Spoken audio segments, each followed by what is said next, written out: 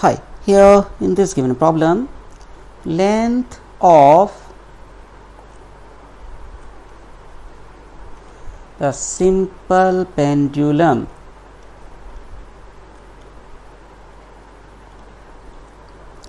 that is given as L is equal to 2.00 meter, and angle made by the bob at an instant,